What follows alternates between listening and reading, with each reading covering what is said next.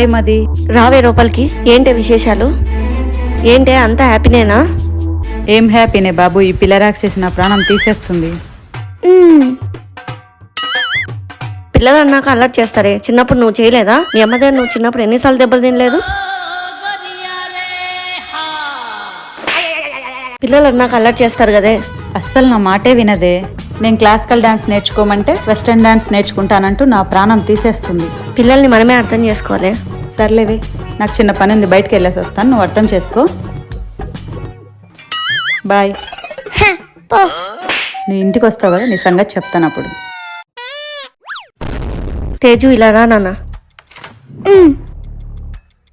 ఎందుకు నాన్న మమ్మీని అంత ఇబ్బంది పెడుతున్నావు? తప్పు కదా. లేకపోతే ఏందంటే మమ్మీ క్లాసికల్లో నేర్చుకోమంటే నాకైతే అస్సలు ఇష్టం లేదు. నాకు వెస్టర్న్ డాన్స్ అంటేనే ఇష్టం. నాకు గిటార్ నేర్చుకోవడం అంటే ఇష్టం అని నీకు తెలుసు కదా నాన్న. మీరే ఎలాగైనా అమ్మకు చెప్పి ఒప్పించండి నాన్న. అమ్మో, నేనా? మీ అమ్మతోనా? అమ్మో. అవునంటే మీ మమ్మీ కూడా మా మమ్మీ లాగానేనా?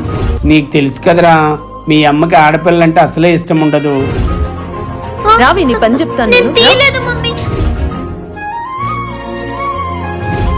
మమ్మీ నొప్పి లేస్తుంది మమ్మీ. అమ్మకి నేనంటే ఇష్టం లేదు, లేదా ఆడపిల్లలంటే ఇష్టం లేదో తెలీదు, కానీ నేను డబ్బులు తీయలేదని చెప్పినా సరే నన్ను కొట్టింది.